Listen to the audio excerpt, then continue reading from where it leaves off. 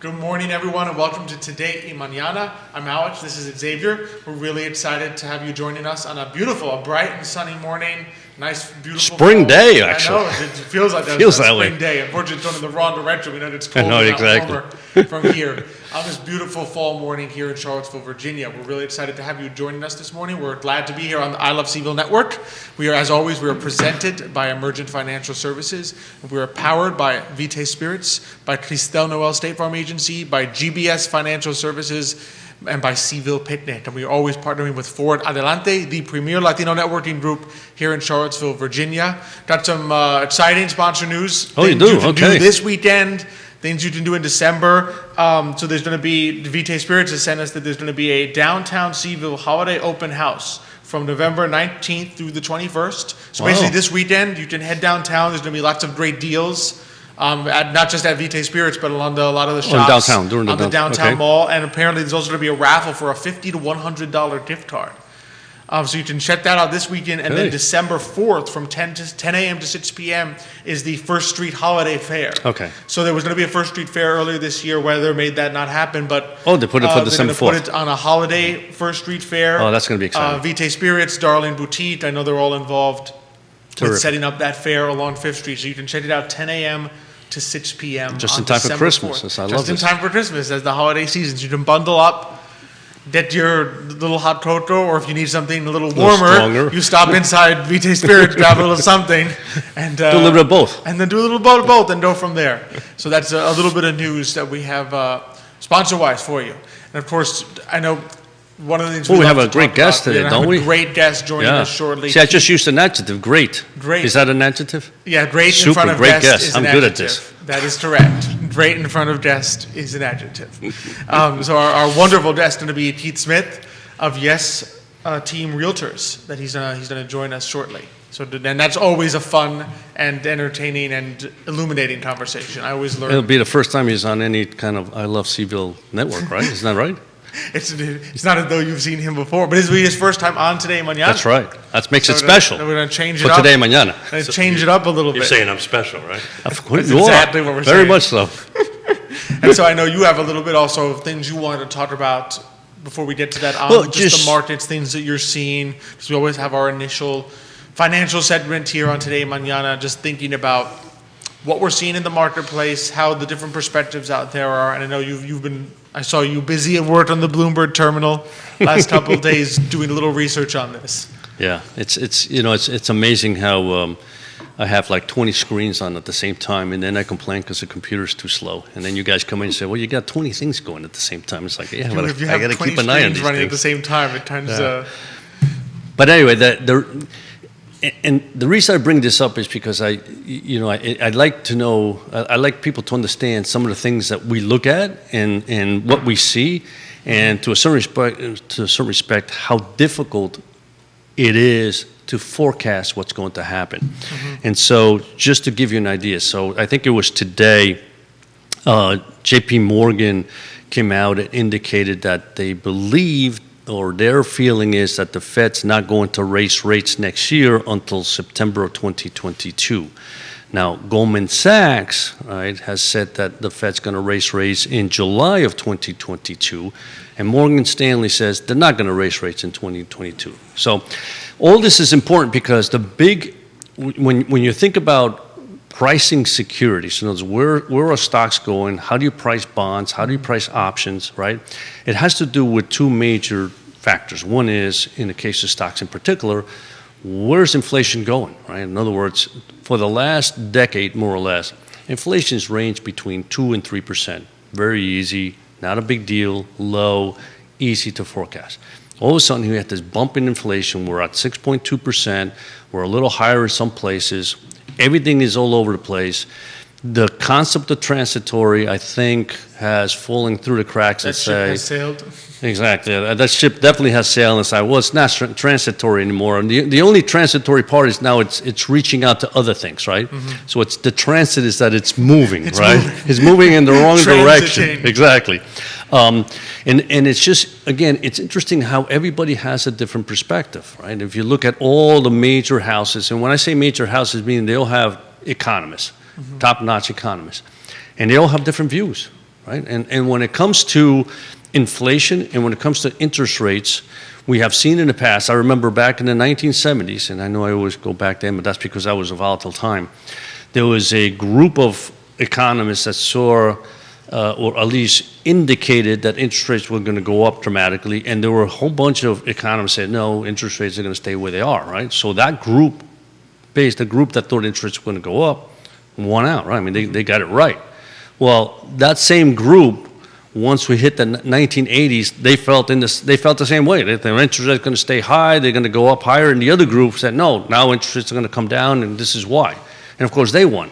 The issue is that it doesn't matter who you are, how brilliant you are, how smart you are. Sometimes it's very difficult to forecast inflation and interest rates, right? Mm-hmm. So you look around and you have all these major houses. Some say, Goldman basically says inflation literally is going to come down next year. That basically we're going to see the economy begin to grow, but the supply chain begin to move in a better direction, and therefore that inflation will begin to decline and be a little smoother, right?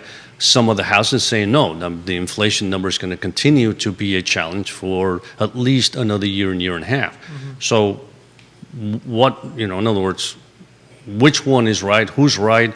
Should we be looking at it? Should we be thinking about that? And then the last piece that I just wanted to bring was there are literally 21 forecasters in Bloomberg that forecast what they think the stock market's going to do next year, right? So the range is for the S&P 500 to reach 3,000. So the S&P 500 right now is at, 4,600. So the range is to 3,800 to 4,800, right? That's the range of these 26 or 21 forecasters. That's a 26 differential between those two numbers. So some are going to be very right, some are going to be very wrong. And so what I tell people is that the issue is not where the market's going to be, but whether you are already involved in the market and whether your particular goals are set in such a way that you know what you want to achieve and what the time frame is. In other words, yes, if your time frame is 2 years, it's a challenging time. If you say, in 2 years, I need this money, it is a challenging time, and so you may want to say, how do I pull back a little bit? Because obviously the market's done very well, but how do I pull back? But if your time frame is, as you always say, retirement. If you have a long-term time frame, right, the issue here, the number one question you need to be asking is my portfolio constructed appropriately? Not will my portfolio go up or down? Because the direction of the market, and I always think about it, in reality, as difficult as it is, we like to think of average as being the number one thing you have to focus on. In other words, I want my portfolio to average X percent. Well, in any given year, you're never going to know what the market's going to do. You're not going to know the direction of the market, right? What you can know, which it's a less sexy number, let's be real, but it's a much more important, which is standard deviation. And what that means is how much your portfolio moves. That's a sexy number, but yeah, it's explaining it. That's not sexy. How differently your portfolio moves from the average. And the important thing is that you're never going to know the direction of the market. But what you can know is the magnitude of how your portfolio reacts. In other words, do I have a risky portfolio that if the market goes up, I'm going to be up a lot, but if the market's down, I'm going to be down a lot? Or do I have a less risky portfolio where if the market's up, I might not be up as much as the market is, but if the market's down, I know I'm not going to be down as much. And that's what's within your ability to control by constructing your portfolio appropriately. The direction you can't control. You can't control. Make a portfolio that says, yeah, this portfolio is going to go up next year. Impossible to predict. Sometimes you're going to be right, sometimes you're going to be wrong. But you can make a portfolio saying, given X, my portfolio is less risky than X, my portfolio is more risky than this average that I'm looking at. And that's what you need to be thinking about long term, because you're going to have a risk level that's appropriate for you. And if you're really young, it's going to be a high risk level. If you're approaching retirement, it's going to be a much lower risk level. That's what's within your ability to control, not whether the market goes up or down or whether your portfolio goes up or down, because that one is it's beyond your capacity. That's right. To control. Exactly. And And that's, again, and that's the key. And we always say there's lots of opportunities even in the market. I mean, if you really think inflation's going to continue to be high, you can invest in tips, you can invest in REITs. There are actually inflation hedge ETFs out there. So you got to take a look at them, see what that means, what's in there. So there are options. You should make a move like that, and then inflation of course, goes the other direction, and you exactly. say, why am I in tips? That's right. The issue is you want to create a diversified portfolio that maybe part of that portfolio includes some of these particular securities, because you say, boy, if it continues, I do want to participate in that sector. But again, it is a long-term play. It's really very similar to real estate, isn't that true? I mean, real estate is a long-term play. It's not something where you buy a house and you hope to flip it in 6 months. Is that correct? I mean, is that right? I would hope so. I mean, maybe we should ask someone. I don't know. Do we have anybody here who knows about that? Who knows? Who might know the answer to that question? As long as we stay away from adjectives, I'm good. As long as we stay away from adjectives. So this is the amazing. That was actually a good amazing subtle key. segue right there. Amazing. So That's an adjective, isn't it? That is. So we're super excited to welcome the amazing and the wonderful Keith Smith to our show today. He is with Yes Team Realtors, along with Yona Smith, who we will have on. We'll have Yona and Keith one of these days, hopefully soon. But Keith, thanks for joining us. Thank you guys for having me. This is always a ton of fun, and we love sitting behind these microphones and cameras and chatting. So I'm one part of Yes Realty Partners, actually, and my other Better 7/8 is actually out working today, so I can come and play and have fun with you guys on the show. So we have a big thank you to Yona. This wasn't supposed to be fun for Keith. I'm not understanding this really. Well, we're going to have fun. Okay. So, we have our own little boutique brokerage with part of Keller Williams, and one of our other partners is Quentin Beckham, and we love him dearly. And Yona and I have this little boutique brokerage firm on the Keller Williams network, Keller Williams Alliance network. So, real estate, I sit at that spot there a couple of times a week and talking real estate. So I'm here. Fire away. Ask questions. Well, one question. I mean, I love the word yes. Right, and so I'd really like you to tell me how you came up with yes as the. So you're going to think that's really deep and that. I know it was. Yona Elizabeth Smith. That's deep. That's deep. That was it. It's. But that's great, though. I mean, but I guess my point is, I remember that. So. Yeah. Did you like look at her name and say, "Wow, that the acronym spells yes"? Okay. We did that. Yeah, we looked at that. It's kind of a can-do kind of thing. Like just like you guys help Yona and I, we're clients of yours. How you help us. It's always a yes or can-do. It's like, okay, let's figure out what we can do to get you into a home. What's your circumstances? And it's a yes, can-do attitude. So yes, we joke around. It's Yona Elizabeth Smith, but it is about who we are. Yes, not no. There's not a lot of no's in that.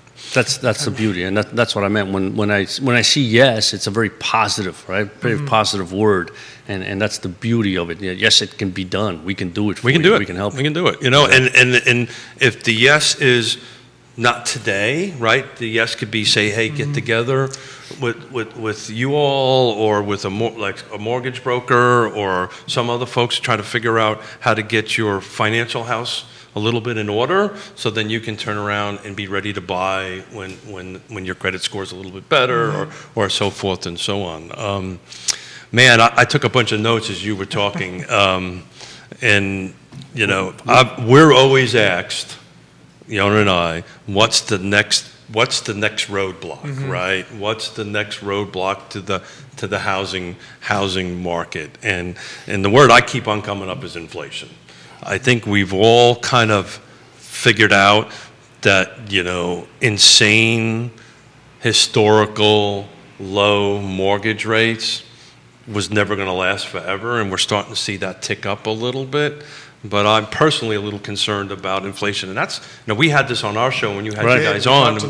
We were talking about it, and it was interesting. I spoke a couple of times last week at the Virginia Governor's Housing Conference, and this topic actually came up on that end of it. And I think what would we call that word? Is it transitory? Yeah, transitory. That's a great word. It's a great word. Let me write that down. Transitory. Write that down.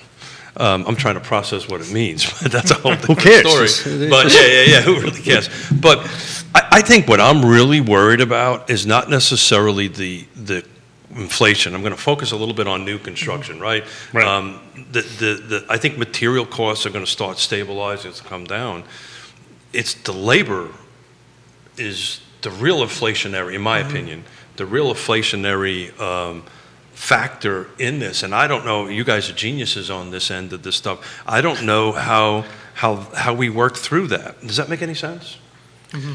In terms of, if there is a shortage of labor because of external factors, or industry specific, it could be people don't want to return to certain industries, that's not something that you can economically, like the economy itself, the market itself can fix. If there's an external issue, and then it begins to seep into the prices, does the price of labor Well, I can tell you on the skyrockets? new construction side, right now we're per month anywhere between 300 to 400,000 workers, all levels, from non-skilled to skilled, short a month.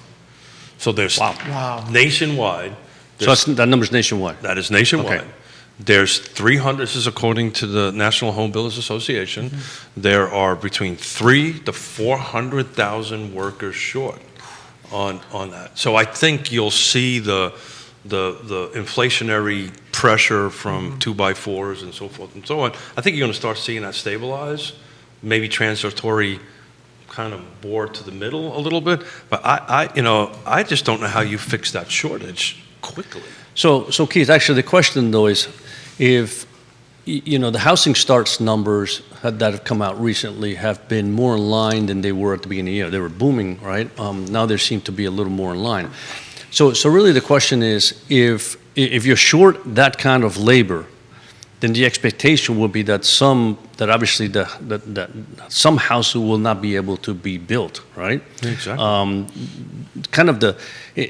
In other words, if you can't build the houses because you can't find the labor, right? What does that do? Does that make those houses, the new homes, more expensive, or will that also stabilize, right? Because the issue is, you need the housing because there's demand, and if the product is there, in other words, if the equipment and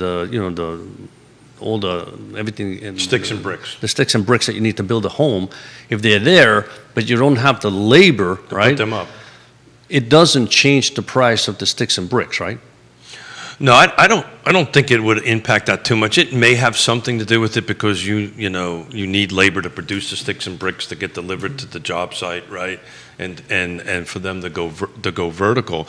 I think this is just my opinion for what it's worth. I think you're going to start seeing the larger builders slow down their sales intently, right? Because they don't want to overcommit, right, and underperform, right, on that end of it. So which will then cause prices to go up.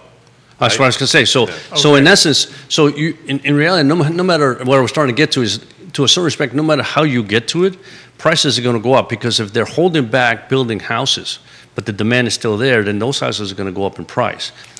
If the workforce... It's also going to go up on the retail side. Right. Is going to, not, I use the word retail, but regular existing homes. Absolutely. For sale. Absolutely. On the other side is, if in order to attract that 300 to 400,000 workers, right, you have to increase the labor, right? In other words, you say, I'm going to pay you more, the wages, et cetera. Well, that's going to increase the prices of homes anyway, right? Because all of a sudden, I got to pay these guys more in order to create these new homes, and therefore that's going to go up. So no matter how you look at it right now, the forecast for the housing industry seems to be upward pressure on price. Absolutely. I'm actually attending a seminar that Dr. Lisa Sturvin, who's the Virginia Realtors chief economist, at 3 o'clock today. I'm actually part of a panel over there on that, talking about the crystal balling what 2022 is going to look like from a housing perspective, and where prices are going to go, and where interest rates are going to impact it from her perspective on that end of it. But at the end of the day, you guys are economic geniuses, right? Supply and demand kind of is a simple It's a basic concept. Yeah. It's a basic concept, right? And we need to increase the supply. And that's why new construction is so important, because as you increase your new construction component, it actually increases your existing homes into the buy and the sell portion, the portion of it. But I have a question, if you don't mind, right? No, you can't. Right. Where do you? We haven't even asked the questions we Yeah. had to. I mean, I'm going to take one. Go for it. Where do you think mortgage rates are going to go next year?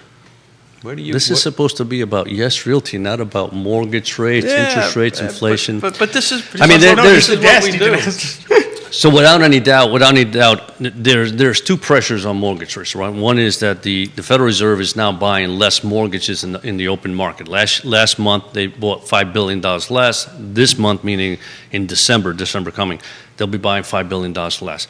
That puts pressure in the market, meaning that there's one less buyer, right? So one less buyer, if the demand for mortgage securities isn't there, those prices have to basically come down, interest rates go up. So that's one pressure point. I don't think it's going to be enormous, but nevertheless a pressure point. The second really is, where interest rates are going. With all this that's been going on, with the expectation that the Fed's going to raise rates, with inflation where it is, the 10-year has really actually dropped from 1.7 to 1.4. So it's gone in the opposite direction that everybody expected. Sure. Why is that, you think? That's a whole different story. Got it. I'll shut up. Yeah. Let me finish my thought, and then we can go into that. But the issue being that sometimes the markets don't react the way they should, right? Yeah, and two, I think markets try to forecast what's really going to happen. And I don't think there's anybody out there that truly believes that the Federal Reserve is going to raise rates that quickly, that soon, that it's going to impact interest rates across the board, right? And so, and two, the reason the 10 years out, the amount of money out there that is either in cash or ready to be invested in bonds is still enormous. So anytime there's an opportunity, that 1.7 looked like very attractive to a lot of people, and they just went out there and bought it, right? So my feeling is that mortgage rates are going to rise a little bit, and we've seen them rise, right? I mean, they probably were about 2 3/4. Now they're probably about 3% for a 30-year mortgage. A little higher than that. Okay, so maybe 3 1/4. Yeah, somewhere. All right. So my suspicion is they'll continue to go a little higher, but I really don't think next year they break even 4%. So historically, even a 4% mortgage, man, that's wonderful. I mean, you and I lived from. My parents used to have a 6% when I went to get a 15 3/4% interest rate, and I was saying he's so lucky. Now 6% looks like, holy cow, you got 6%, you got to be crazy. So everything is relative, right? So 4 is still low enough, not crazy low like 2 3/4, but I'm not 100% sure that low mortgage rates will slow down the housing market too much at this point. Yeah, I don't disagree with any of that, and I think you're right. I think we'll end up hitting 4% by the end of 2022. Excuse me. We'll find out what the good doctor has to say today. On that end of it. But we kind of talk about this all the time. I mean, the buyer pool is so deep, right, and the inventory is so low that it's just. I love sitting and listening to you guys, and I love talking to you guys, because you guys really tie together this whole economic thing that is like way above my pay grade on that and stuff, and kind of come into it. But yeah, I agree 100%. It's and thank you for making this about Realty partners and all this stuff, and I appreciate that. I just love having a conversation with you guys about this stuff, right? And I'm just geeking out a little bit on it, so I apologize. No, you don't apologize. I'm going down a route. My way of trying to geek out this is I'm always curious, because we see the economic end of it. And I'm always curious, so when someone walks in the door in an environment like this, because most of the time I'm thinking, like when people go to buy a house, I'm pretty sure that economics is not their first thought side, with the exception of the people that want to flip houses and stuff. Like, you're ready to buy a house, and you looked at this, and you're like, oh my goodness, is this like the worst time ever for me to try to buy a new home? So how do you, if someone walks in the door, how do you sort of translate for them what you see happening in the real estate market and walk them through the process of buying a home? I mean, if someone walks in now and says, I'm ready to buy my first house, I'm really excited, Keith, can you help me do this? Do you have to sort of talk to them about what's going on in the market? Or I'm curious how that process works. So our business, never having done it. Our businesses are almost identically the same. we do literally the first thing you guys are going to do. And what is that? The first thing you're going to do is sit down and have a conversation and understand what the needs, the wants of the buyer is, or of your client is, if it's a sell or if it's a buy. So what are your goals? What are your objectives? What are you trying to achieve, right? And, with 30 years of doing this stuff, you start kind of formulating an understanding of that, but you first need to understand what are your goals and your objectives. If it's a flipper, then it's a different conversation, right? So we'll kind of put that aside, right? We're talking about the average first-time home buyer. They're going to come in and sit down and say, hey, Keith, what's my first step? And that's the question. Exactly. Right. So the first question is to have a conversation, and what you're trying to do. The second step is to actually, frankly, bring in a loan officer pretty quickly and figure out what they can afford to buy, right? So from our perspective, you really want to kind of want to have that conversation pretty quickly. It's great to have a conversation. I need a 3-bedroom, 1,000 square feet, 2,000, 3, what all that stuff is all great conversations to have because you're understanding the needs, but we need to understand what I can afford, because I can tell you 8 out of 10, most people buy a home based on their monthly payment, right? So this is why this 4% is so important, or this 2.5%, and all this stuff is so important. I'm an affordable housing advocate, but what we're talking about is affordability, housing affordability, right? So as that interest rates goes up, this $1,500 a month, which is my maximum amount that I feel I can spend, as that interest rate goes up, my house price starts dropping down. So figure out, what's their needs, get them to know them. This is a relationship business, just like you guys. On that end of it, get them in front of a trusted advisor to figure out what their financial situation is, what we can do to help them or not help them, and how much house can they afford based on the monthly payment they're comfortable with. And that's really the first conversation. And they're going to want to go out and look at houses, and that's great, and that's relationship building. But at the end of the day, what we don't want to do is, if there is their monthly amount and where they're at equals $200,000, and we're looking at a $400,000 home and they fall in love with it, that's not a good thing. Right, exactly. So we want to set expectations starting for where it's reasonable. Do you find, though, that, just kind of historically from just my experience, do you find, though, that even though you go through all the homework and you say, here's the range of what you can afford, they still kind of push constantly, this house, it's too small, I don't like it. And then you show them a little better, this one's, and so you end up going up in price, or is it the other way around? It depends on the who, right? Right. If we're dealing with first-time home buyers at this current market, we don't see a lot of that. Okay. Right.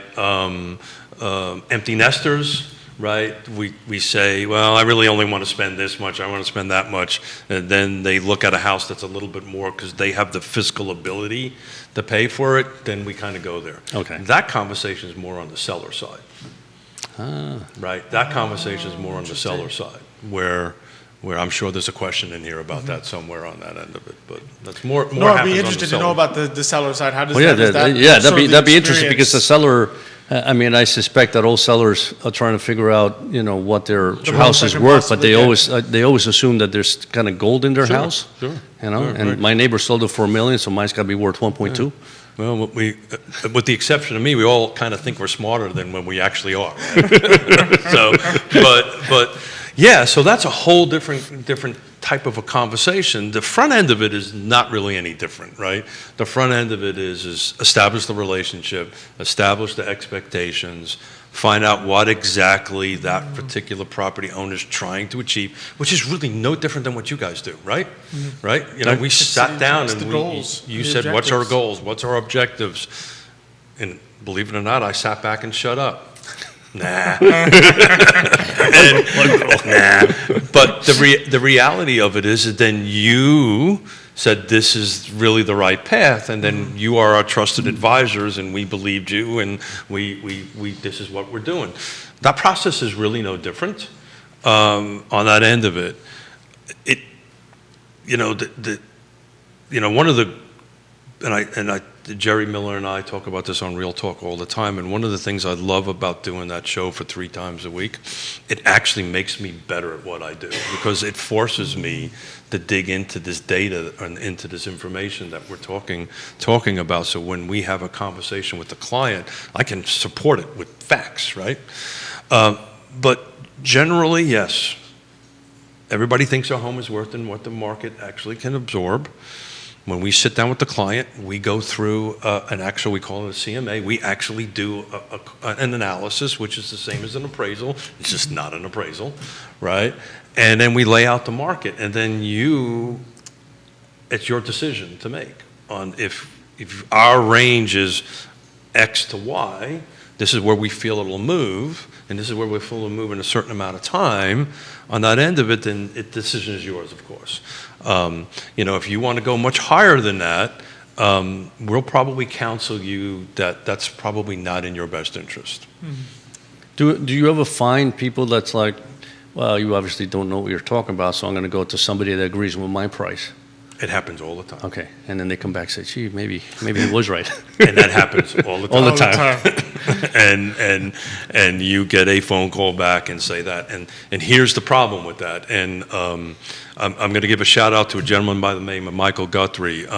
Michael taught me these words 12, somewhat, whatever many years ago, and I use it all the time. We walk in and say, do I have permission to be honest with you? It's a kind of an obvious question, right?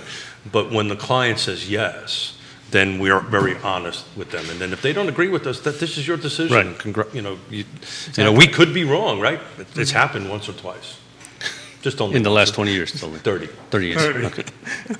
But yeah, so was that helpful? No, it is. It is managing.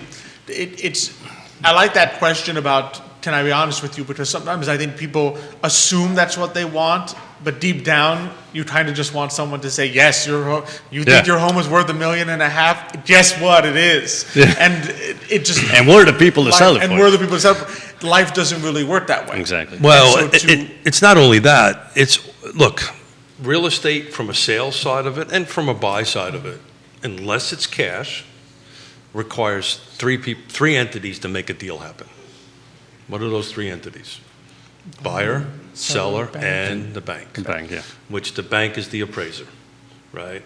So you could say your house is worth $40 million, right? Whatever the number is. It was a little high, but that's okay. Yeah. $400,000, whatever the number is, right? It doesn't matter, right? And we say, yeah, we're going to go do it, and we get a contract in for $410,000, right?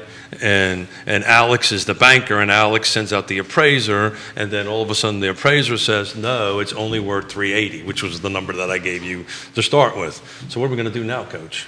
Right? We've got an appraisal at $380,000. We got a contract at $410,000. Right? We've got a delta of, who's smart? What's the delta? $30,000. Thank you. $30,000 on that. How we're going to make that shortfall? And if we can't figure that out, that house goes back on the market. And what happens then? Price drops. No. Price goes up. No. Now it has a little bit of a scarlet letter on it. Oh. Because we professionals are tracking this. The general public is tracking this. Zillow is tracking this. People can look at it. Well, hold it. The house was on the market. We had the contract for $410,000. It fell apart on that. It's back on the market. What the hell went wrong? So now you're making the assumption here that the person that was buying was going to put a certain percent down, but not enough, right? Where the bank says, I'm not lending you that balance. Yeah. But so let's say the person put down $30,000. Would the bank give them $380,000? So great question, and the short answer is yes. So how you get around that is the buyer has to bring more cash to the table, right? So the and it depends on the loan product too, right? Because if it's like a VA or something like that, you can't do that, right? Yeah. But let's say it's a regular conforming 30-year mortgage, you just would have to bring the cash to the table. Okay. But then you need to make that decision. And as the buyer, am I comfortable overpaying for a home at this particular point? Yeah. So another question I have. So when you look at homes, right? So in other words, I come in and say, I like to sell my house, right? do you just look Call at? Yona, she's better at this than me. Okay, so let's. We tried. She's busy. She's working. You're here. So when you look at That was good, Alex. Thank you. I don't always pull those off. Nice job, Alex. Channeling Where's that clap thing? You should put that clap thing. Oh, very good. Wow, Alex. Oh, look at this. There I we gotta go. go. I got a meeting. There we go. Well done, Alex. Bravo. Thank you. Bravo. Bravo. That was great. So when you look at somebody's home, right, do you just look at what's sold around, or do you take a look at his home and do you go inside and say, Oh, wow, great I question. mean, this house has, these kind of windows, it has great floors, Great it's supposed to carpets and things. Does that add to the value of the house? Great question. So it's yes and yes. So it's absolutely right. It's both. You look at both. So when we do, comprehensive plan, or we take a look at the market, we're going to take look at the market holistically. In a subdivision or a homeowners association or the city of Charlottesville, it's a little easier because you're more dense, right? It gets a little bit harder when you're out in the rural areas and all this stuff. But you're 100% right. So the first pass is really pure numbers, right? It's pure what's on the market, what's pending, what's sold, what's similar to this. It's a real simple mathematical equation on that end of it. Then you go into the home and you say, okay, Xavier, I just put, Keith and Yona, I just put a brand new roof on my house. I think it was 15 grand or whatever it was on that end of it. How much of that can I get back? Well, probably 60% or 50% of it. So then you can bump the price up a little bit. Hey, I just put a brand new HVAC system in it that was 20 years old, and so you can start adjusting that number accordingly. So that's, and I speak to this all the time. This iPhone is never going to really come up with an automated value of your home. It can come with the first half of it, which is pure numbers, but then I need to get into your home and we need to look at it and we can say, we give a list, what improvements have you done in the home, right? And then we start adjusting that back and forth, because when we go to sell your home or market your home, even if it's higher than what the market is going to absorb, we're going to say, well, hold the time out. You've got a brand new roof, which you don't have to do for 30 years. You've got a brand new HVAC system, which you don't have to do for 10 more years. So there's a value there that is packed into that home. So it's part of you, I guess, also helping people figure out what the value is in their home beyond that first initial pass of numbers. Yeah, so it's two parts, and it's a yes and a yes, right? You can't do one without the other, right? End of it. I think, maybe from a flipper's perspective, actually they look at both ends, right? They say, if I'm going to pay X dollars for it, but I have to put Y dollars into it to bring it up to market, will Z work, right? Will it equal Z? Wow, there's so much to do. Do you see a lot of that going on today, flippers, or is it just the market too expensive? That's a great question. Man, I'm full of great questions today. I think it's still in the market. I think and the gentleman that's sitting in the far right corner of here is probably going to agree with me on this. I think, and this is a question I have for you guys, I think you're going to start seeing the street in the market, housing market, way more than what it is in Wall Street. You're starting to see larger companies come in and buy SFD, single-family detached homes, and flip. I don't see them in our marketplace at the moment, but you'll see them in larger marketplaces like BlackRock. Notoriously, they've already been in there, right? So, well, just recently, Zillow's dropping its iBuyer market because it's not making any money. Go figure. Yeah, that stock's down like 40%. Yeah, we called out a few years ago. On that end of it. But what's happening is BlackRock, all these other are buying up their stock. And because they have in some ways a competitive advantage over the normal home buyer, because BlackRock comes in and says, hey, skip the bank. I'm going to pay you entirely in cash because for me this is an investment and I have millions bankrolling me and you cannot pay 100% in cash, and then I go and rent the single family. But let's be honest though. I mean, the BlackRocks of the world, right, look for opportunities, and they go into a market and say, boy, this market's up like 30-40%. Yeah, I'm not sure. No. So if you track them, they're in Arizona, Right. Phoenix. They're in bigger, larger markets that have that. I don't see that impacting us. So this whole conversation we're having is just a kind of a theoretical conversation. Always, yeah. But out in the general marketplace around the country, I think it's going to have an impact. I really do. Well, and it's making changes, and people are seeing it. So, do you think Charlottesville, is there something about our market that you think it's less likely? Is it because of where our market is going? From a financial perspective, it doesn't make sense for them to invest here, given that it's already so high? Or are there other factors you think will limit the possibility of that here? So obviously, we're not part of their business plan and how they structured Of course, their ROI. we're sort of just spitballing thinking about the CVille market. But I know enough about this business to make this statement.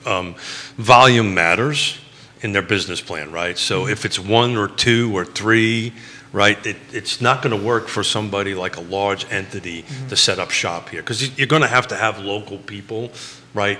Purchase, manage, whatever it's going to do. So it needs to be built around areas where they can buy a large portfolio. It's very similar to what happened in the time of great unpleasantness, and when the foreclosures were at this volume that there's Exactly. a huge number, and there was help me out, gentlemen. They were what is the banks? Asset management firms, right? So asset management firms came in and acquired all these foreclosures, and Right. and it didn't work well unless it was a large number of. Of course. all that Yeah. stuff. Yeah.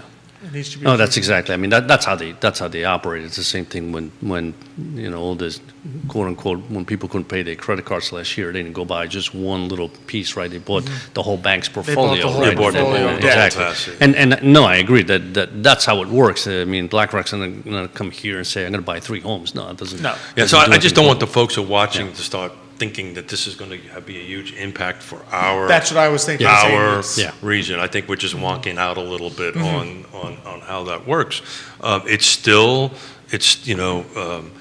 Yona and I love this term. Real estate, on my end of it, is a contact sport. It is. You have to make contact with real people and Yes. have real conversations and get into that kitchen table and understand what Xavier and Alex are trying to achieve in their lives. That's it.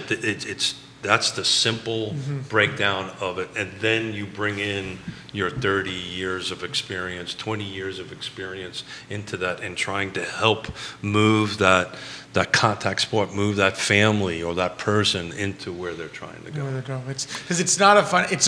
Because it's a real asset. It's not a financialized construct. In other words, like, you can buy a stock without visiting the headquarters of the company. You may never need to go into the store of the company. You may never need to see the headquarters. You just say, I just want to see the numbers, because the only thing that matters for me is the cash flow of this stock consolidated into one what's the price product, today. who's buying What's it? the product, who's buying, right? Yeah. With the real estate, I mean, at some point you have to go into the house. You can't just sit there and say, yeah, I intend to move into this home, but I really have no interest in seeing it or feeling it out, this actual asset, before I go there. So again, another term our mutual friend Mr. Miller has coined is digital curbside. Curb appeal. Thank you. Our he's on the show. He's just over there. So, we have actually, Yona and I have actually done quite a few actually, selling homes without having people in it via FaceTime. Wow. Right? Sight unseen. That's Wow. the term I was looking. Sight Sight unseen. That's pretty amazing. But we went through that, but that was typically sophisticated buyers, right? Right. Okay. Second, third home, not necessarily a first-time home buyer, right?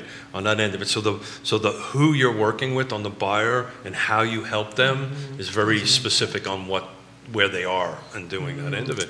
But I recently sold one from believe it or not, a woman from Malaysia. Wow.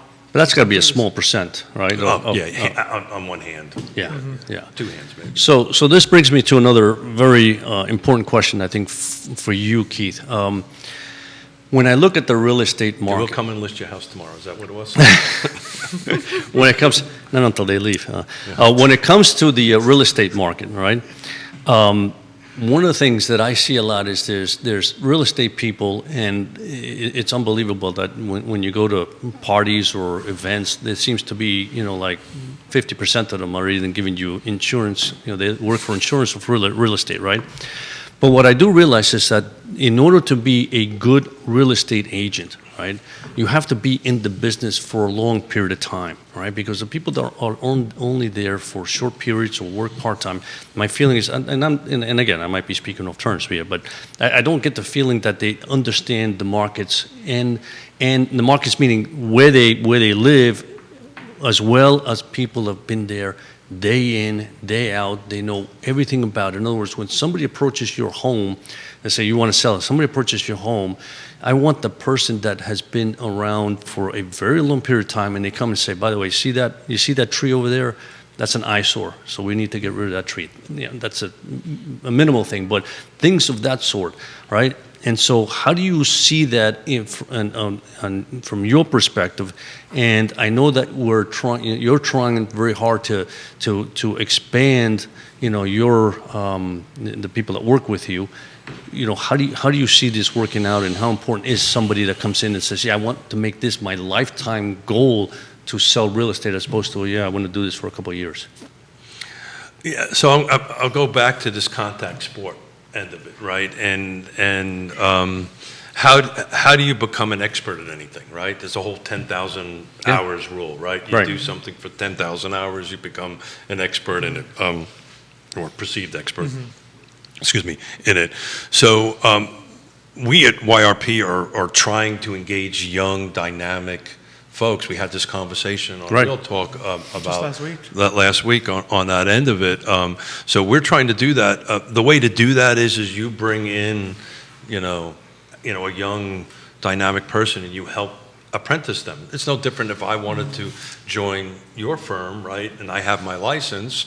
We're going to go to the closer, and the closer is going to help me learn the business. So normally, what would happen in that, if we're on our firm, that if we just hired on a young, dynamic, young African American agent, male. I think he's 20 something. We're just super excited about it. Nice. But what will happen is when he goes to your house, either Yon and I are going to be with him. Gotcha. Right, and we're going to help coach him, help mentor him into this process, so he can get to that point where he's comfortable on his own. So that's how that typically works on that end of it.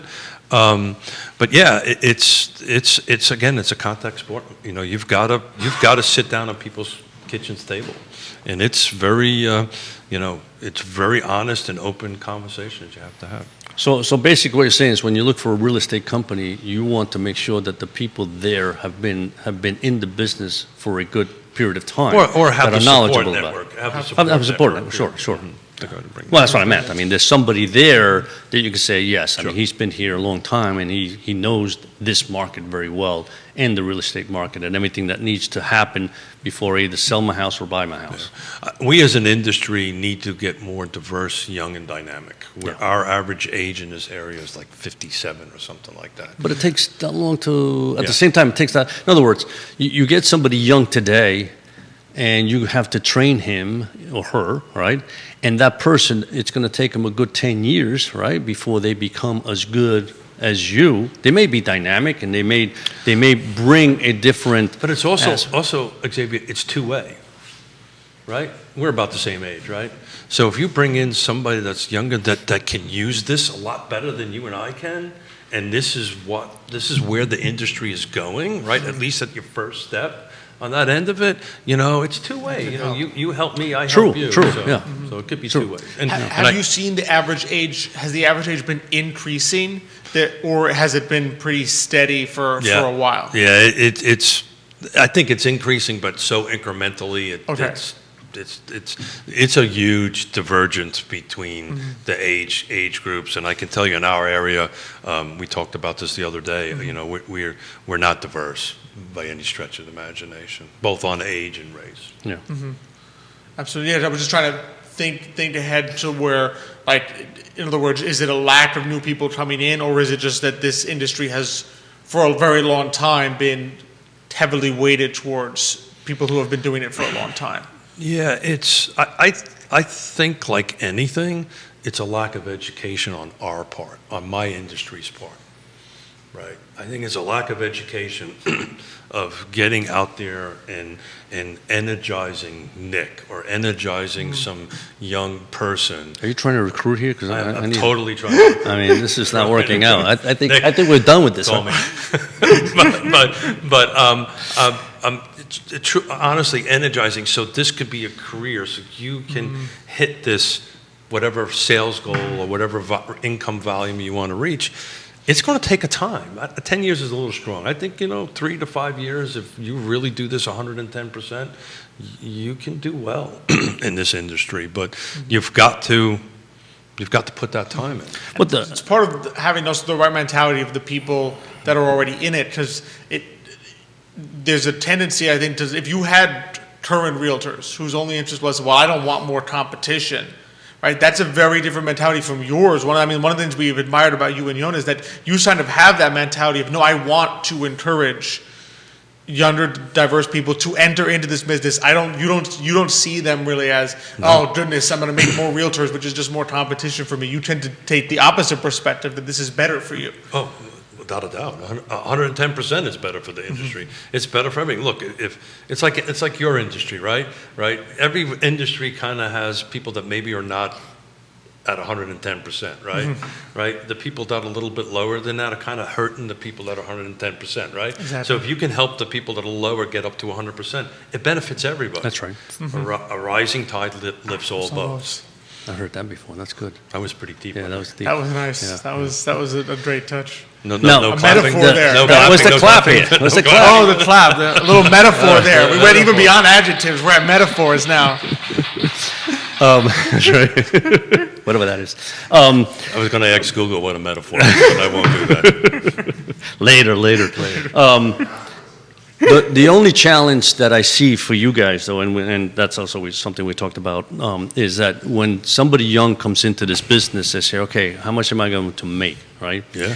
And the problem is that there's no fixed salary. I mean, this is pretty much you eat what you kill, right? As a Marine always used to tell me, you eat what you kill.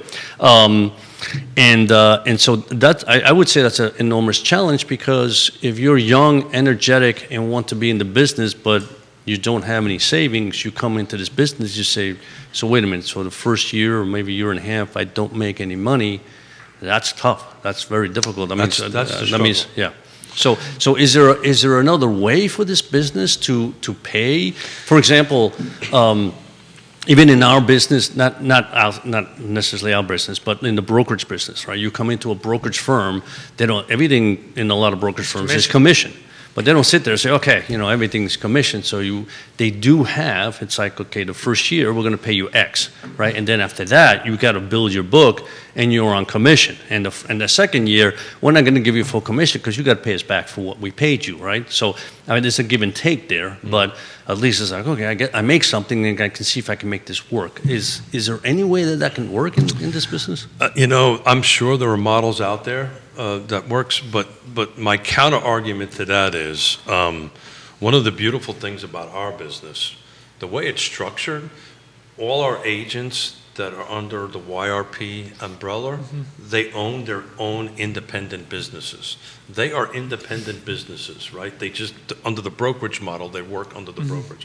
Actually, yesterday, Yona and I did our business planning class with our agents so that they would help them establish their business plans for 2022 to 5. We spent the whole day doing that. We ended up with a couple margaritas at the end of the day, but we spent the whole day building the business plan. So the key here, the way the business at the moment is structured, these are independent businesses. So you need to find somebody who has this entrepreneurial spirit, who sees that if I put in this 110% today, X number of months or years down the road, it does that. So our goal as brokerage or broker owners of a brokerage is to help guide that agent to what their goals were, because we literally did this yesterday. We did this with all our agents. What is your goal? What is your objectives? Very similar to the conversation.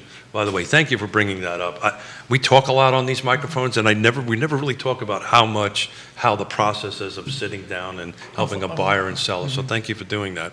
So the reality of it is, it's the same conversation, right? It's the same conversation. What is your goals, Alex? What is your objectives?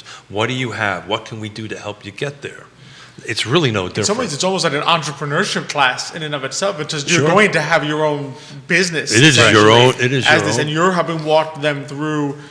All right, here's what goes into running this business. Not just the part where you go out and meet with potential buyers and sellers, but also the part that happens behind the scenes, the things that you need to be thinking about as this business that you are running. So as the licensing system works here, is I personally have a license with the DPOR, right? The Department of Occupational Professionalism. I can't remember what it stands for. But I can take that license and I can go to any other brokerage. I could just say, bye-bye, I see you later. I'm going over to here, right? So that's the struggle from the business end of it, right? So we have these number of agents under our umbrella, but they're all independent licensed agents, independent companies, and our goal is to help them grow. Does that make sense? It does. Yeah. No. So that's the struggle. How do you do that? How do I keep you as an independent business? Because at the end of the year, you get a 1099, right? Right. How do I keep you as an independent business?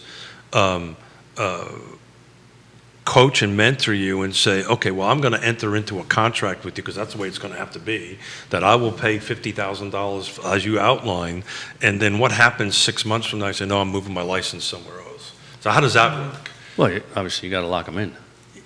But I don't know if I can legally. Okay. So that's what I don't have the answer to.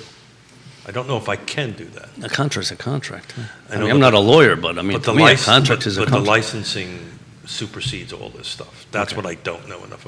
I'm just a real estate agent. My wife's the broker, so if she was here, she's the one that would answer that. I'm just a finance guy. I just lock them in. That's right. I'm curious, so, because I think in part of this, right, granted the money is a part of it, how much you can make, the income you can do, the commission, we talked a lot about this, but at the end of the day, they have to also like what they do. Like that's exactly a key part right. of it. So I'm curious, because I don't think that we've ever asked you this, either when we've been on your show either, is like, what do you love about doing this, about being a realtor? So I got out of the Marine Corps in 1986. I've been doing this since 1987. I've never worked a day in my life. I've never actually worked a day in my life. I think that's what Jonas said the other day. Yeah, I love it. I love to sit down and help Alex achieve your goals and dreams. I don't care if it's 100,000 or X, whatever it is. We love helping people. And that's what it is. We're in the people business.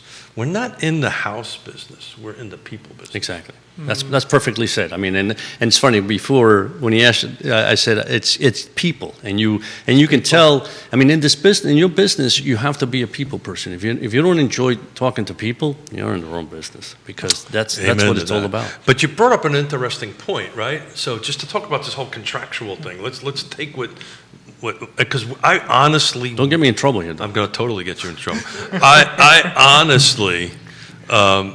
Yona and I and Quentin Beckham and YRP, we honestly are trying to figure out a way to grow the racial complex, the number of racial diversity. Thank you very much. Racial diversity. Right, he's still helping me. He's not even saying it. No wonder he's here. No wonder he showed up this morning. But he's here in the seat. Oh, he showed up. No wonder he showed up. He doesn't normally show up. Of course not. Oh no. Yoda sent him a text, but you better go there. You know, the funny thing, folks, is it's very true, probably. Please take care of him. Don't get him. Correct him when he overspeaks. I get it. Got it. Yeah. Don't send him in the pit with those Cubans when they're not. No. That had nothing to do with it. That has everything to do with me getting myself into trouble. So look, now I got to get my train of thought back. Let's take what you were saying and just for the sake of what we're doing here and grow it a little bit, right? And tie in what you just said. So Xavier comes in, yada yada yada. Okay, we'll cover year number one. Here's a $50,000. We'll help you do this. We'll help you do that. And we're in year two, and all of a sudden, I don't like this anymore. I want out. How are you going to pay me my $50,000 back? No, well, Yeah. it's Right? they're always. How does that work? There's a business That's the risk. struggle. Every How- single business has that, right? So I hire somebody for $25,000, $50,000, $70,000. They come in the first year, they do nothing for me, and they walk away. So you're I assuming lost. brokerages make a lot of money. No, I'm not That's assuming anything, but I yeah. mean, I've seen guys driving BMWs and Lexuses, so they got to be making some money. No, that's all debt, brother. No, but my point is, you cool. wonder if It's all there's a dead. way. My point was, what Can you believe is that? there? You is- stuck me next to him. I could have sat next to you. We should have put you in This is our show. I'm talking. Here. Oh, got it. Sorry. All right. Lost control there for a minute. Yeah, No, you- my assumption is that I'm just wondering if there's a way to begin to attract the young. You want to attract young, especially we talked about Latinos, young Latinos, right? Latinos, meaning I know you have trouble with that. But let's talk about numbers, right? So a split, right? So you know how our business works, right? Yes. Right? So if I'm bringing you in and you want 85-15 and I only got 15% left of the 2% of the sale price, right? My pool is pretty small. I got to pay for an office, we got to market, we got to do all this kind of great stuff. You really don't have that much discretionary dollars to say, okay, it's not that we're not willing to take that risk, but then, okay, we're going to do the 50,000 for you. If we're going to do a contract, there's going to be a little back and forth here, right? Right? We'll perform if you perform, but my fear is all of a sudden, hey, I don't want to do this any longer. So I don't want to. But that's any business. That is Yeah, any business. that was my Hey, this point. is our show. But I don't. But our business is relationships. Now all of a sudden we just got a problem with our relationship. We didn't set the expectation up right. We didn't go ahead and go through all this stuff. So it's. I don't. Well, I'm not I mean, smart I enough just- to figure this out. Yeah. But there should be a path out there somewhere. I mean, listen, I don't work in your business. Most people But think I in know, my by the way. in our business, we have the same concept. Sometimes we're marketing people, they're third-party marketers, right? You hire them and Sure. you pay them X amount of money, and then you just hope they bring in business. If the first 2 or 3 years they don't bring in business, you've lost, right? Sure. So it's a risk. Now, my point is there a way to say, okay, there's a small salary and there's a small percentage? In other words, yes, you're coming with me and or Yona or both of us, and we're helping you. So a small percentage of that, if will come to you also. So in other words, there's now an incentive. I have a little bit of money that I can live on, right? And I also have the incentive that if I do well, if I'm learning, I'm getting a piece, Tiny right? And then of course later on, next So the following short year. answer to that is Okay. yes, Okay. but it has to be the right person. Of course. Yeah. Well, Right, it's, right. yeah, but who's the right person, right? How do you Well, know the that? right person, challenge. the right person is we've been doing this for 30 years. I know what it takes to do the job. We read people for a living. This is Okay, what we do, yeah. right? And there has to be faith, right? Of course. And we'll do this if you do that. Yeah. And we could move the ball forward. And so that is you I'm have just- to take the leap of faith. Yeah. To say, I'm just It's- saying that. It's two-sided, by the Yeah, way. of It course, is on both Two-sided. of sides. course. Two-sided. Yeah. I'm just saying you may have to take that leap of faith to attract that young, energetic person that instead of going somewhere else to do something because he's getting paid, 50 grand, 60 grand, 70 grand, to say, yeah, this, long term, this is what I really want to do, but, there's got Yeah. to be something there. Well, it's you have to find somebody who has 110% in this entrepreneurial spirit that can see this is where I can be. But we talked about this before. Do you know what's the average, what we call GCI, gross commission income, right? This is before I pay my federal taxes. This is before I pay my phone bill. This is before I pay my gas. Nationwide, 40 in the 40s. That's before I pay all my bills. before. So in order to That's skewed. We also said that that's a little skewed. that is skewed. Okay. That is absolutely skewed, right? I don't disagree with that. But that end of it, But the first person coming in, the new person coming in, is probably going to be on the lower end Of of course. that skew. But Naturally, but the whole so- point here is that you have to have the vision, right? You got 100%, 110% in. You know you're going to be making little today and little the next year, but then little by little that grows and blossoms. so where the real path to this is, just for the sake of a conversation Yeah. here, people are watching, right? For the sake of the conversation here, is very similar to the gentleman we just hired. This is the path we think is the best path to do this. This gentleman is working in the financial industry, actually in business, and also, and he's taking this on as a part-time role for a period of time. So he has his income coming in from that end of it, and we've mapped out a goal for him in the next 24 months where our investment into him is our training and mentoring and going with it. So we're investing our time and our energy into that, and our goal is, we wrote a business plan for him yesterday, that within 24 months, he is going to get to the fiscal position he wants to be in, that he can drop out of job number one. It's interesting. It's almost like I can't tell you how many entrepreneurs that we have on this show who start the exact same way. In other words, your business is they use the word side hustle, but I don't really kind like of a hobby at first. Yeah, I don't. It's not even Yeah. a hobby. It's more like you understand that your business has, at the very beginning, has to coexist with your current job, because your business by itself will not support your family. But the goal is that you grow the business to the point where you reach that inflection point where you say, the time is here. The time is here for me to leave the job, and my business now becomes my job. But at that very early stage, those super early stage businesses, a lot of the people that go through the CIC classes and the workshops, they still have a job while they're doing this. So and that's right where you really need that 110% kind of person. So Because for these 24 months, this gentleman is basically going to be working almost two jobs at the same time. No, he will work two jobs. He will work two jobs at the same time. Right, and that's the thing. That's our sit down and our conversation, right? Will you be, when I sit down and have a conversation with Xavier, I know if Xavier says, yes, I'm going to put 110% in and do this, he's going to do it. He's going to make it happen, right? This gentleman, literally is going to make it happen. And,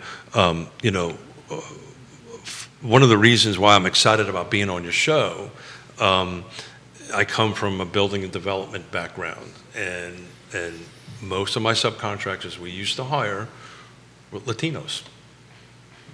Do you know why we used to hire them? Why did we used to hire them? They work We're hard. hard workers. They never complained. They got it done. It was unbelievable. They have work ethics that is off the charts. Not that other people don't, but historically that they were just. So if somebody out there is watching or listening to this and is willing to take a dive into the industry and is willing, that they're working someplace A, and they can come in and B. So this gentleman that we just hired, our business planning class was between 12 and 5. Well, he didn't get off of work until 5, and Yon and I spent between 5 and 8 with him last night to do a one-on-one business planning with him, so when he was done with it, he can do that. So if you're willing to put 110%, we'll put 110% into you. And that's the formula. It's not that complicated. Which is really, it's great for many Latinos out there because, let's face it, a lot of Latinos were used to pulling those 2+ jobs. Right. To make this week. But the interesting thing here is, you're pulling the 2+ jobs, but one of them now has so much potential. Because the potential on the real estate side is that you reach that point where that is your one job. You're growing that entrepreneurship piece of it in addition to having the 2 jobs. So for so many Latinos out there that have this wonderful work ethic that we have, and that, like you said, the ability that you get done what needs to be done, you have the ability to do this, you now, instead of working 2 jobs where you're always working for someone else, one of those 2 is on the path to entrepreneurship where you're working for yourself. So there's tons of people have great work ethic out there, so we just don't want to put it into one it's box. More like, I think it's the Latino experience. Yeah, experience. Because it comes with the immigrant experience, you're very used to this. But I'll take that a little bit differently. My little brother, we talk about it all the time, is a trim carpenter. in Richmond, high-end stuff. He's in his mid-40s, I think, something like that, maybe late 40s. And he had a conversation with me a couple days ago. This is getting too hard on my body, right? This is getting too difficult for me right now. This thing. How do I get into your business, right? How can I take my work ethic that I have over here and move into this business, because my body isn't at the age of 40, or if you're a framer or a plumber, right, exactly, or something like that. It's you just hit the physical limitations. You hit this physical, the intellectual limitations. Correct. And the beautiful thing about the conversation I had with him is since he's been in the trades and business and the construction, you kind of know this stuff already, right? And you can bring a different perspective too. You can bring a different perspective into it. Well, because think about a lot of those Latinos that worked as subcontractors, contractors. That's the reason. They go into a house, they can tell you this was made well. Our uncle is not Latino, but he's a contractor. You put him in a house, and Uncle Mark is telling you, that was, I know that was actually well designed. I know this was done well. So he has knowledge about the construction of a house by looking at it. We got to be a little careful with that, right? Because our licensing kind of prevents us from doing that. I'm a unique. Interesting, really.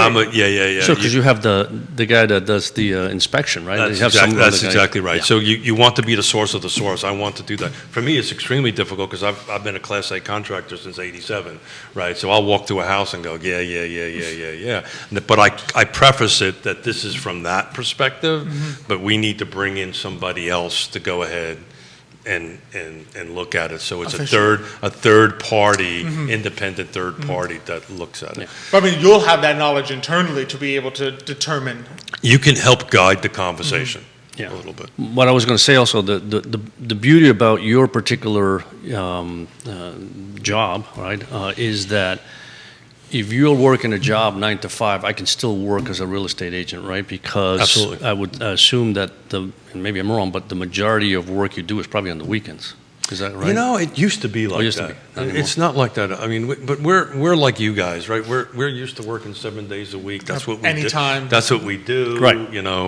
It's that my phone started ringing at 6:30 this morning. It probably won't get shut off until 8 when I should. Okay, I don't shut it off. It's when my head goes and I fall asleep. but because my bedtime's about 8:15. But it's a 7 day. So you're 100% right. So when we say 100, you could potentially put 210% together and make that 220. Right. Did I get that right? Yeah, 220 Yep. on that end of it. So and if there's somebody out there, that path, I can get you today there to do it. The other path is just trying to figure that out. I'm not quite figured out the legalities of how that actually works. But at least what I love is in terms of you're not going into this and saying, okay, I want to become a real estate agent. I'm on my own. Let me buy some books and finish that. You literally have people who are extremely invested. Yona teaches the principles. I know you and Yona are willing to put in the time no matter what hour that is. Sure. To say, we want you to succeed. And you can't, let's face it, no textbook on real estate is going to match the experience that you and Yona will provide to someone in that 3 hours from 5 o'clock last night to 8 o'clock last night. You could read a book for 30 hours. You wouldn't get that kind of insight and information. And that's just the drive, the encouragement to say, yes, you can do this. I think that's why this gentleman signed with us. I've found it particularly with the younger millennials. They love all this technology on this phone and what all this stuff can do. I think, from my experience, what they really crave is somebody to pay attention to them, somebody to actually listen to them, and somebody who actually have a conversation with them and say, okay, I can do this. I've been here. I can help you get through this. This is great to pick your, hey, narrow your houses down from 10 to 2. Right, but it doesn't replicate it doesn't replicate humanity. I think more and more. I think we're learning that. I think the first generation when these came out was like, "Isn't this incredible?" And the more they last, the more this is an incredible tool, but it cannot replace. But it's no different than your business, right? Oh, exactly. I could get on a whatever the heck it is and pick stocks, right? Sure. But I don't have the the experience of Sure decades. you do. Sure you do. Nah, And the personal. I don't gamble, bro. No gambling. I No do not gambling. gamble. But also, I think Actually, I do some bets on a regular basis, which I tend to lose. So, But that's not gambling. That's just betting. oh, got it. as long as it's less than 1% of your total portfolio, as we always say, you can gamble with 1%, but not the rest of it. You better tell Mrs. Smith that then. I will certainly tell her that. To like, don't let him bet more than 1% of his portfolio. No, I'm referencing. I bet Neil Williamson something, and I have to bring a bottle of bourbon into him tomorrow because I lost. Oh, that's a social. That's a Yeah. social connection bet. Yeah, As long as you get the drink from it, that's a good bet. I'm not a bourbon guy. Oh, okay. I love rum. Rum? Do you really? I'm a rum guy. Love rum. Rum and gin. Rum and Honorary gin. Latino already. That's right. Rum and gin. Somewhere down the line, there must have been some Latino blood there. There you go. I'll take it. That's right. Tie in the. There you go. That's true. Gentlemen, I was trying to set you up. Vitae rum, perfectly set I up. was trying to set you up, guys. Vitae spirits rum. There you go. It's actually really, really good. It is And it was very funny you should say that. One of my favorite little Friday afternoon things to do is, I'm a martini guy, is sneak by there and sit at the bar and have a martini. They make a killer martini there. They made very good. rum? Good cocktails. No, Oh, gin. okay. So I thought you said a rum guy. Yeah, I- but Yeah, his gin is yeah, also yeah, great. martini. Rum, it's- His gin is Oh, okay. also great because we've had that. The No, modern absolutely. gin. Absolutely. Yeah, I'm Love just, his gin. just trying to figure out Over where the there. rum comes in. What is it that you like You know, with the rum? I'll put him in the spot. No. We go down to St. Martin, right? So it's a French West Indies island, and I have a dear friend of mine that has he makes distillery. He makes rum down there, and he just turned me on. It's just freaking awesome. If it's Yeah. made right, really good, it's just unbelievable. It There you is. go. Yeah, send them to Cuba or something, right? Okay, I might. Like you- That's Or- cool. or- They well, don't make rum anymore, but that's besides Yes, the they point. do. Yes, they do. Remember? Oh, you know. Well, you yeah. If you can that's- get up yeah. to like the duty frees in Canada, Yeah, that's true. You find the rum that's still made in Cuba. Yeah. So, Yona and I's bucket list trip is Cuba. Wow. Whenever we can get there, that's our bucket list trip. Okay. There's We'll nothing remember like that. it. It's a special place. It's a special place. I'm hoping that's on my bucket list too, to be sure. Really? Cool. Yeah, We'll to go there. together. There we go. We told him we can't bring just in case he's on a list somewhere. Well, and then definitely. they don't let any of I've us got to be leave. on that list, right? I'm not so Yeah. sure I'm not on the list either, by the way. Like, he's, That's a different list, yeah. that's different. It's that he It wasn't may be the born same here. list. He wasn't born here, but no, he's not leaving.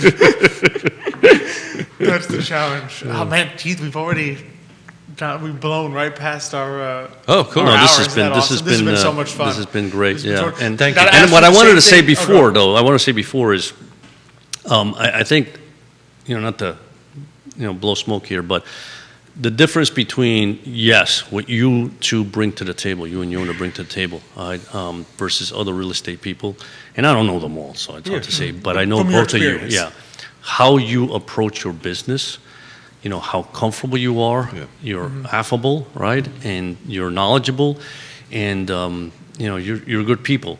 But the fact of what you just did with this gentleman proves it all, right? In other words, you're willing to help others, Yeah. even in your business, and I think that says a lot. But we're in the people business, and if we can't course. help people or help grow with people, what? Yeah, but not everybody's the same. So a lot of people are in the people business. The only people they care about is the people themselves. Yeah, them, well, But you so know. that's good. You don't recover from losing everything you had, which is what Yona and I done in the great time of unpleasantness, without we just you've got it. If you're only caring about the bottom line and not the people, right? When something like that happens and the people help lift you up, and that's what we were able to do. Yeah. So the people that we trusted or trusted us and help lift, that's how we recovered from it. Simple. It's the end of It's a Wonderful Life. There you go. Doesn't Yeah. matter if you're completely in the hole. You might go to prison. You have too much money. No man is a failure who has friends. That's exactly right. It's And that- It's a great entry into December, isn't it? It is. It's that.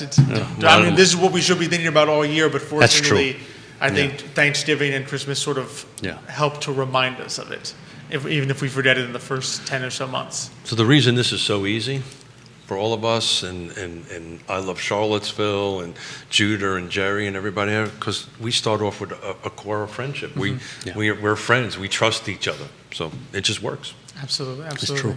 Yeah. Yes, Realty partners. What's the best way for people? What I love is that when people get in touch with you and Yona, they literally get in touch with you and Yona. I mean, we sent someone. Sure. Had a That's great right. Yeah. with Thank you, you and for it's doing like, that. and it's like I went to get the contact information. I'm like, this is literally, you call Keith, you call Yona, and you do it. So what's the best way for people to get in touch? Yeah, so you can drop in our cell phones, or the best way to get us, email. I'm a phone person. I like to talk. So the best way to do is get a hold of us. So you can drop our stuff in. Nick's going to drop them in the feeds. So Yeah. you'll see in the feeds the numbers you can do, and literally you call, you get. It's literally you call Keith and you call I'm Yona. gonna put him which I on my love. phone just to chat with him. Yeah. Sure. There you go. 6:30 in the Add morning, number. give him a call. Over a rum, right? Yeah, 6:30. 2? Absolutely. 6:30 what, in the morning? In the morning. Okay. Thanks, guys. This has Pleasure. been Well, cool. thank you for coming. Thank you It's so been- much. So we it's got been you. fun. We got you coming on my show in a couple of weeks, right? Yep. Yeah, cool. Beginning of December. Cool. Looking forward to it. On your show. We'll bring the rum.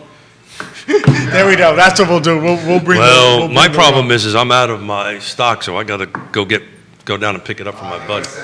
Yona said no. Don't you got something else to do?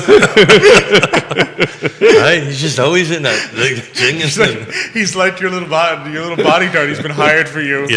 We spend way too much time. Little guardian angel Little there. guardian angel, like, Yes, no, no, no, yes, no.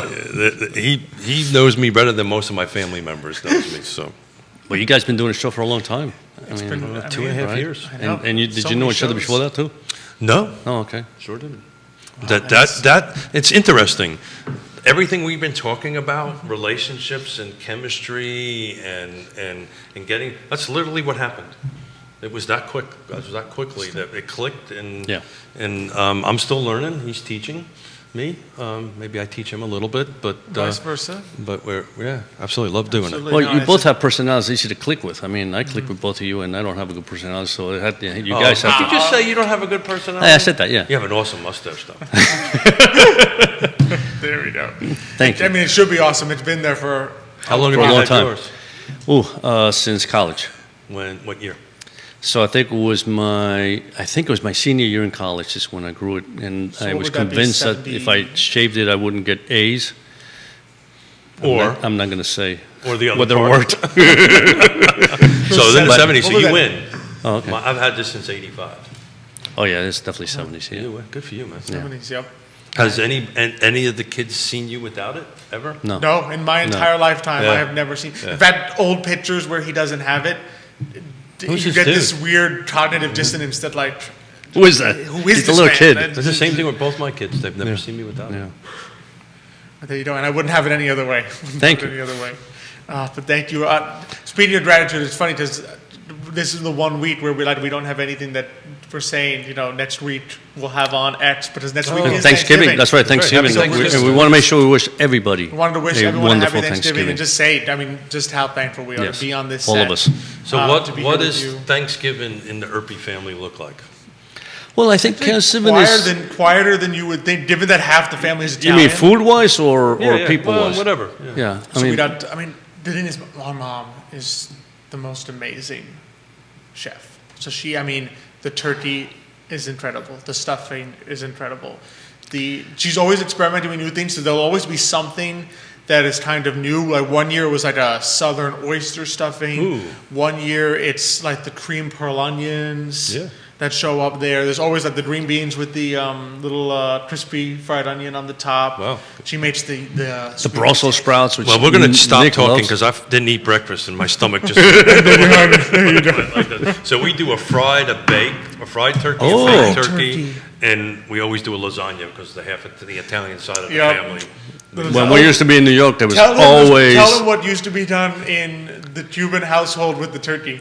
Well, so my mother used to put Rum in it. chopped meat into the turkey. Was picadillo. Picadillo is a chopped meat. So she used to put that, and we'd have rice and red beans, with our turkey. I like it. I mean, that was part of it. Yeah. It's the beauty. The turkey was just like, okay, we have to have a turkey. What do we do with it? Well, we stuff it with something good. Stuff it, and instead of stuffing, you stuff it with picadillo. But you bring the multiple cultures together, Absolutely, right? yeah. You had the U.S., the Yeah. American culture, which is the turkey, Yeah. and then And my wife's family did the same thing. There Well, was to always this day- lasagna. There was brochole. Yeah. To this day, we have the meat, the chopped meat. Oh, that's with the right. Rice. With the rice and the chopped meat. rice, and mushrooms. Right. Yeah. This dish, it's purely Italian American. Like, I don't think it exists in Italy, and I don't think it exists in America. Yeah, this is But Brooklyn- on our table Brooklyn Italian. is a dish of rice, chopped meat, and mushrooms that only my exists because of the birthday number. dinner is bourgeois. Really? Bourgeois. And my grandmother, God rest her soul, used to actually put a hard-boiled egg in the middle of it. Guess what? Guess what we had Nick's last birthday night? meal Bruschetta last with a night hard-boiled was egg. the bruschetta with the hard-boiled That's egg. what- And do you put the pickles in it or just the hard-boiled egg? Hard-boiled egg with other It's got like the little breadcrumbs breadcrumbs with other stuff. and- Yeah. But a whole hard-boiled egg Yes. Yep. in the middle. Yeah, There's Exactly. a whole egg in the middle. Yeah. Okay, I'm going to go get lunch. There We're you done. have it. Exactly. There you go. Thank you. Thank you, for Keith. joining Thank you us, so Keith. much. Thank you as our audience for joining us. Like we said, we want to wish you a happy Thanksgiving. We will be enjoying Thanksgiving next Thursday, and then the following Thursday we'll have on Hope McCutcheon. So she's with Capital Services LLC, recruitment and talent acquisition, other like female entrepreneur. Oh, wow. Here in Okay. Charlottesville, doing talent acquisition and recruitment here. So that'll be fun. But just want to thank you all so much for watching. Just want to thank our sponsors: Emergent Financial Services, Vitae Spirits, GBS Financial Services, CVille Picnic, Cristel, Noel State Farm Agency, and of course Forward Adelante, premier Latino networking group here. Just want to thank Jerry Judah behind the camera, always making us look good here on the I Love CVille set. And just want to thank you, the audience, for watching. Feel free to send us any questions, comments. Send people to us that you would love for us to feature on the show. That's what we're here for on today, Mañana. Absolutely. So just thank you so much for joining us. Thanks for Keith for coming on with us today. And until next 2 weeks from now, we will see you. Hasta mañana.